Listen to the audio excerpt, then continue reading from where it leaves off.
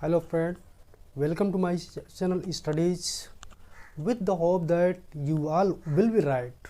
इस उम्मीद के साथ कि आप सब लोग अच्छे होंगे। आज हम लोग एक नए वीडियो में पढ़ेंगे कि लिमिट को डिफरेंट सिचुएशन में कैसे फाइंड आउट करें। आज हम लोग का यही टॉपिक होगा और टाइम रहा तो फिर इसके डेरिवेशन के विषय में भी हम बात करेंगे। लेकिन हमें जैसा कि पता है कि there are many types of functions and creates different situations to form indeterminate form। तो जैसे कि मान लीजिए कि पॉलिनोमियल फंक्शंस हैं, ट्रिग्नोमेट्री फंक्शंस हैं, लॉगरिथमिक फंक्शंस हैं, एक्सपोनेंशियल फंक्शंस हैं। तो लिमिट का जो मेन यूज होता है वो होता है कब जब हम किसी फंक्शंस की वैल्यू को फाइंड आउट नहीं कर पाते हैं, तो उस केस में हम क्या करते हैं कि लिमिट का हम सहारा लेते हैं। तो लिमिट का सहारा हम तभी ले पाएंगे जबकि लिमिट एग्जिस्ट करेगा। अच्छी तरीके से आपको पता है, आपको ये भी पता है कि there are different types of functions. तो आइए देखते हैं कि हम किस किस तरीके से लिमिट को फाइंड आउट कर सकते हैं और कैसे कैसे हमें प्रॉब्लम मिल सकते हैं सॉल्व करने के लिए। तो आइए हम शुरू करते हैं। पहला जो आपका मेथड होता है कि हम डायरेक्ट मेथड को सॉल्व करने के लिए किसी भी एक लिमिट, जैसे मान लीजिए कि एक फंक्शन है f(x) equal to x square minus f(x) equal to x square minus 9 upon x minus 3। तो यहाँ पे इस फंक्शन को ध्यान से देखिए, आपको पता चलेगा कि ये फंक्शंस कि हर एक वैल्यू ऑफ x को एक f(x) जो होता है एक वैल्यू देगा। It gives at all values of x except 3। जैसे यहाँ पर हम 3 रखेंगे ये हो जाएगा आपका 0/0।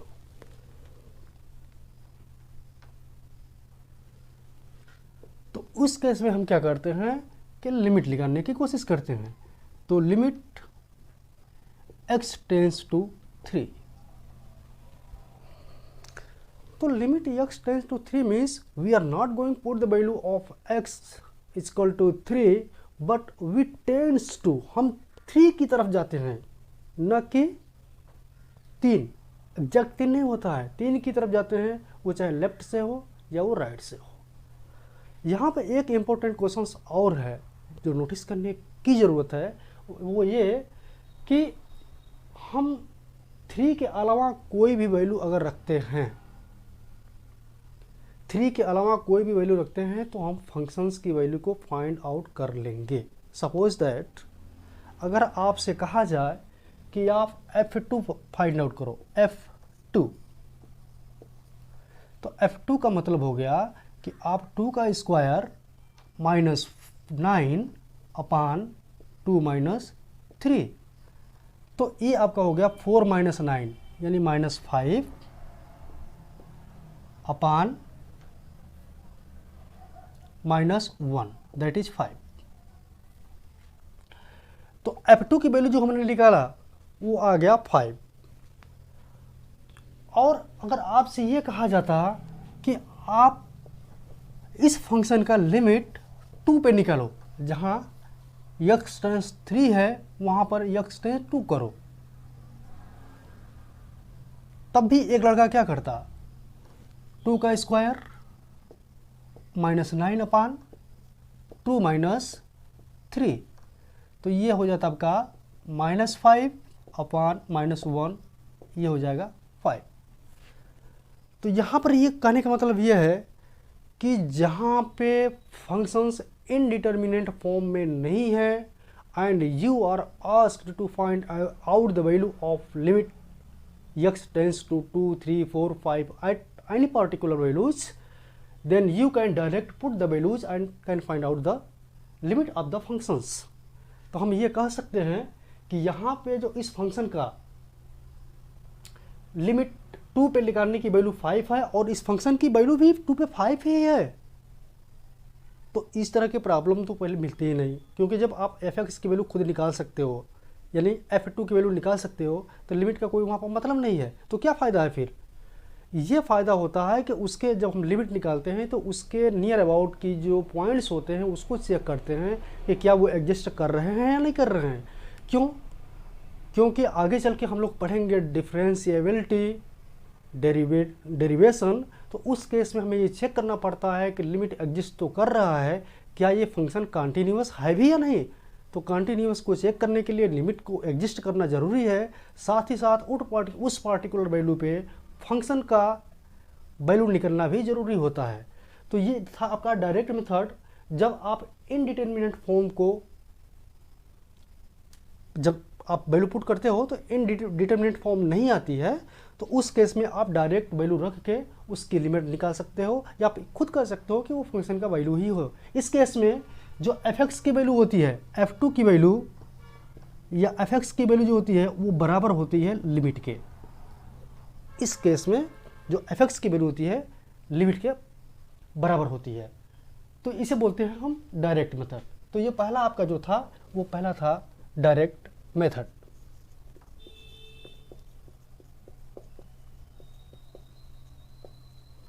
अब दूसरा केस आते हैं। यहाँ पर x टेंस टू 2 जो है इसको हमने हटाया और x टेंस टू 3 कर दिया। अब जैसे हमने डायरेक्ट कोशिश किया निकालने के लिए x की वैल्यू रख के, तो आप आ गया 0/0। You know you can't divide any number with by 0।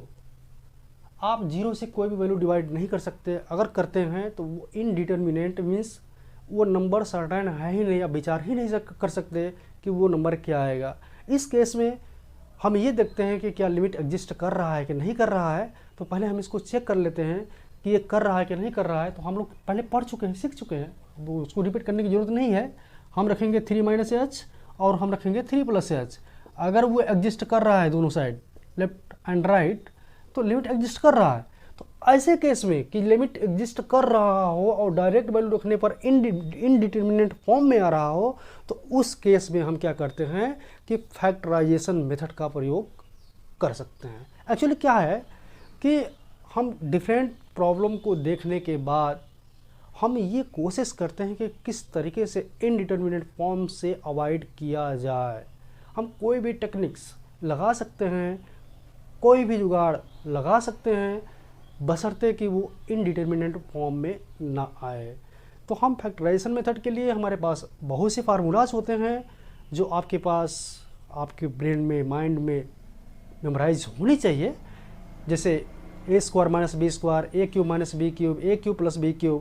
कभी सिचुएशन ऐसे आते हैं जहाँ पर वो इनडिटरमिनेट फॉर्म होने लगता है, तो उस केस में हम फैक्टराइजेशन करते हैं। इसके बाद हम लिमिट निकाल लेते हैं वैल्यू को रख के। तो अब यहाँ पे ये देखिए, यहाँ पर क्या फैक्टराइजेशन का पॉसिबिलिटी है? हाँ है। अगर है तो कर दीजिए। x² - 9 को लिख सकते हैं आप x² - 3 का स्क्वायर अपान x - 3। ये आपका होगा लिमिट x टेंस टू 3। जब इसको तोड़ेंगे तो आपका होगा x + 3 and x - 3 upon x - 3 limit x tends to 3। ये इससे कैंसिल हो गया। अब x 3 की तरफ जा रहा है, मतलब कि we can put here x = 3। तो यहाँ पर जब हम 3 रखेंगे तो 3 एंड प्लस 3 ये आपका हो जाएगा 6। तो इसकी जो लिमिट आएगी वो 6 आएगी। ओके, तो इस तरीके से सेकंड मेथड वो आपका मेथड है फैक्टराइजेशन मेथड। तो हमें ये फार्मूला लर्न करने पड़ते हैं कुछ जो हम यूटिलाइजेशन कर सकें उसको वहाँ पे, और उसका ब्रेकअप करके नीचे वाला जो डिनोमिनेटर होता है उसको रिड्यूस करके या फिर उसको काट के हम लोग क्या करते हैं कि वैल्यूज को निकाल लेते हैं।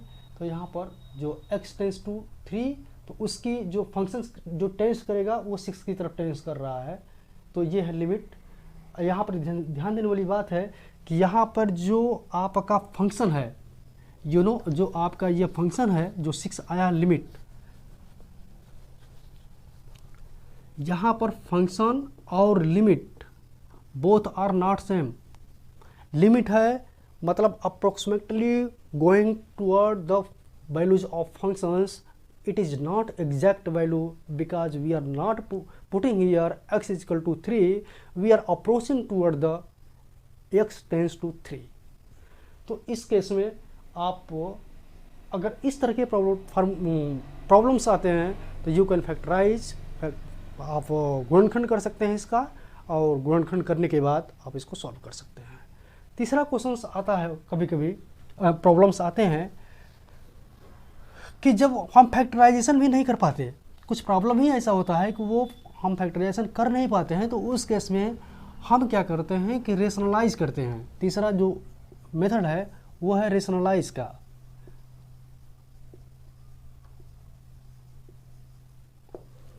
तो ये का जैसे मान लो कि एक है आपका x plus 2 minus √2 upon x।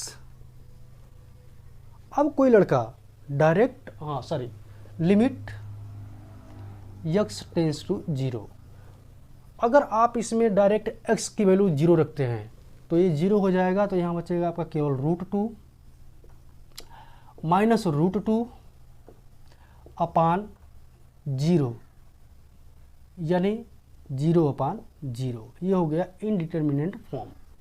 तो इस केस में हम क्या करेंगे, डायरेक्ट मेथड फेल हो गया, क्या फैक्टराइजेशन कर सकते हैं? यहाँ से देखने से लग रहा है कि फैक्टराइजेशन नहीं हो सकता, क्योंकि यहाँ पर कोई भी फार्मूला जब अप्लाई नहीं हो पा रहा है, कोई चीज़ कॉमन भी नहीं दिख रहा है वैसा। तो इस केस में हम क्या करेंगे कि हम इसको रेशनलाइज करेंगे। तो रेशनलाइज करने के लिए हम क्या करते हैं कि जो ऊपर का पेयर हो या नीचे का पेयर, जैसे एक टर्म ये है और एक टर्म ये है, इसके कंजुगेट का मल्टीप्लिकेशन करते हैं। कंजुगेट मतलब कि अगर यहाँ माइनस है तो सेम चीज़ रहेगा, प्लस का मल्टीप्लिकेशन कर देंगे और इसके बाद सॉल्व करने की कोशिश करेंगे, तो इनडिटर्मिनेट फॉर्म जो है वो हट जाता है। तो देखते हैं इसको किस तरीके से करेंगे। तो यहाँ पर अब क्या करेंगे, हम यहाँ पर लिखेंगे x plus 2 minus √2 upon x multiplied by √x plus 2 minus √2 upon x plus 2 minus √2। तो यहाँ माइनस से मल्टीप्लिकेशन नहीं करना है, क्योंकि माइनस है तो प्लस से करना है, इसी को बोलते हैं कंजुगेट। यहाँ माइनस रहेगा तो प्लस से करेंगे, प्लस रहता तो माइनस से करते हैं। तो जब यहाँ पर मल्टीप्लाई किया हमने, तो आप ध्यान से देखिए कि अगर इस पूरे को a मान लिया जाए और इसको b मान लिया जाए, ये आपका a है और ये आपका b है, तो यहाँ फार्मूला बन रहा है a माइनस बी और a प्लस बी, यानी a minus B a plus B को लिख सकते हैं हम लोग a का स्क्वायर, यानी √x प्लस 2 का square minus a square b square √2 का स्क्वायर अपान नीचे मल्टीप्लिकेशन हो जाएगा, तो ये आपका हो जाएगा x √x प्लस 2 प्लस √2। तो जैसे इसको हम करेंगे, हम यहाँ पर ये देख रहे हैं कि ये जो है आपका रूट हट जाएगा, बचेगा केवल x प्लस 2। यहाँ बचा आपका x प्लस 2 और ये हो जाएगा माइनस 2, क्योंकि यहाँ से भी रूट हट जा रहा है स्क्वायर होने के बाद, अपान ये आपका बचेगा x ब्रैकेट में x प्लस 2 ब्रैकेट में √x प्लस 2 प्लस √2, ये इससे कैंसिल हो गया। अब जो बचता है यहाँ पर, ये बच रहा है x अपान x, ये भी कैंसिल हो जाएगा, ऊपर बचेगा केवल 1। तब ये हो गया आपका 1 अपान रूट में x plus 2 plus √2 limit x tends to 0। अब आप यहाँ पर 0 रखेंगे तो रूट प्लस 2 और रूट प्लस 2 यानी जो लिमिट बन के आएगा वो आएगा 1/2√2। This is the limit of the function if you are going toward the zeros. अगर आप जीरोज की तरफ जाते हैं, डायरेक्ट इनडिटरमिनेट फॉर्म में आ रहा था, हमने इसको रेशनलाइज किया। रेशनलाइज करने के लिए कंजुगेट का मल्टीप्लिकेशन करते हैं। मल्टीप्लिकेशन करने के बाद जो हमें रिजल्ट मिला वो ये मिला कि यहाँ पर +2 - 2 कैंसिल हो गए हैं, यक्स ऊपर है और यक्स नीचे है, कॉमन है दोनों, उसको काट दिया गया। तब डिवीजन करने के बाद यहाँ ऊपर 1 आएगा। जब यहाँ पर 1/√x + 2 + √2 किया तो x की वैल्यू हमने अगर अब की बार 0 रखा तो यहाँ पर इनडिटरमिनेट फॉर्म नहीं हो रहा था, मतलब now we are right and can put the value of x to 0। यहाँ पर जब हम रखेंगे तो 1/2√2 आएगा, जो ये आपका लिमिट होगा। तो ये तीसरा केस था कि जब हम रेशनलाइज करते हैं और ऐसे ऐसे प्रॉब्लम, इस तरह के प्रॉब्लम में हम रेशनलाइज करके लिमिट को निकाल सकते हैं। चौथा कंडीशन एक और होता है, रिमेडीज फार्मूलास, जो हमें बनाए कुछ फार्मूला हैं। हालांकि वो फार्मूला तो हम लोग खुद बनाते ही हैं, लेकिन जो सिलेबस हम लोग पढ़ रहे हैं, जिस क्लास को पढ़ रहे हैं, वहाँ पे प्रूफ करने का कोई मतलब नहीं है। यहाँ आगे चल के इसको प्रूफ किया जाता है। यहाँ पर केवल आपको जो दिया गया है वो फार्मूला का यूज करने के लिए दिया गया है। तो उस केस में हमारे पास जो फार्मूलाज होते हैं कुछ इस तरीके से हैं, उसको आप देख लीजिए। सपोज दैट आपसे कहा गया कि आप का एक फंक्शन है x power 100 minus 3 power 100 upon x minus 3 x tends to 3। जैसे ही x की वैल्यू आप 3 रखेंगे, नीचे की वैल्यू 0 हो जाएगी और ये इनडिटरमिनेट फॉर्म में आ जाएगा। अब कोशिश करते हैं कि क्या करें इसके लिए। तो इसके लिए हम पहले मेथड में आएंगे, डायरेक्ट मेथड तो फेल हो गया। फैक्टराइजेशन कर सकते हैं, रेशनलाइजेशन ट्राई कर लीजिए, लेकिन फैक्टराइजेशन करेंगे तो करने के बाद जो रिजल्ट आता है वो फार्मूला का जो यूज किया जाता है कुछ इस तरीके से है कि अगर इस फॉर्म में फार्मूला हो x power n minus a power n upon x minus a, limit x की वैल्यू अगर a की तरफ टेंड किया जाए तो उस केस में जो रिजल्ट आता है वो आता है आपका n a n minus 1। Factorization करने के बाद जो रिजल्ट आता है वो होता है n a power n minus 1। तो यहाँ direct without any factorization method का प्रयोग करते हुए हम डायरेक्ट फार्मूला का यूज कर सकते हैं और लिख सकते हैं n मीन्स 100 इंटू a, ये है आपका 3 और 100 में से एक माइनस करेंगे 99। ये जो वैल्यू आएगी ये आएगी लिमिट x टेंस टू 3 का। तो इस तरह के अगर प्रॉब्लम आते हैं तो इस फार्मूला का हम यूज करते हैं। अब कुछ और फार्मूला ट्रिग्नोमेट्री के हैं जो बने बनाए हुए हैं जिन्हें हम यूज करते हैं। अगर ट्रिग्नोमेट्री के कुछ प्रॉब्लम्स आते हैं तो उस फार्मूले का यूज करते हुए हम लिमिट को निकाल सकते हैं। तो आगे बढ़ते हैं और देखते हैं कि वो कौन कौन से फार्मूला था। ये पिछले वाले वीडियोज में हम लिख चुके हैं कि अगर कोई फंक्शंस मिलता है limit sign x upon x और लिमिट x टेंस टू 0 की तरफ होनी चाहिए, तो उस केस में इसकी वैल्यू 1 डायरेक्ट रखेंगे। तो कहीं कहीं फार्मूला जो इसका अप्लीकेबल होता है इस फॉर्म में उस प्रॉब्लम को कन्वर्ट करके सॉल्व करने की हम लोग कोशिश करते हैं। तो एवरी रिमेडी फार्मूला है, it is the fourth alternative method. Direct fail होता है, फैक्टराइज फेल होता है, रेशनलाइज फेल होता है, तो फिर हम फार्मूला पे सीधे आते हैं। फार्मूला में ये फार्मूला पहला फार्मूला है, दूसरा ये sine x upon x equal to 1 if limit x tends to 0। दूसरा केस होता है कि काश अगर 0 की तरफ जा रहा है, लिमिट x टेंस टू 0 काश x, तब वैल्यू 1 आती है। ये इसका भी हम लोग यूज कर लेते हैं। अगर यहाँ पर अगर हम देखें कि ये तो सिंपल सी बात है कि अगर x टेंस टू 0 तो ये 1 आएगा ही इसकी लिमिट में। तो ये आपका sin x, tan x, cos x हम ऑब्जर्वेशन कर सकते हैं, और ऑब्जर्वेशन करने के बाद हम उस वैल्यू को उस फॉर्म में कन्वर्ट करके उसको सॉल्व कर सकते हैं, अगर वो इनडिटर्मिनेंट फॉर्म में आ रहा है तो। और इसका जो डेरिवेशन था, तो ये आपका आज का लिमिट में ये 4 फार्मूलाज हैं, सॉरी 4 मेथड हैं जो एनालिसिस कर सकते हैं। डायरेक्ट मेथड से सॉल्व होगा कि नहीं होगा, फैक्टराइजेशन मेथड से सॉल्व होगा कि नहीं होगा, रेशनलाइज होगा कि नहीं होगा, या फिर हम इस सीधे फार्मूला का प्रयोग करें और उस लिमिट के प्रॉब्लम को हम सॉल्व करें।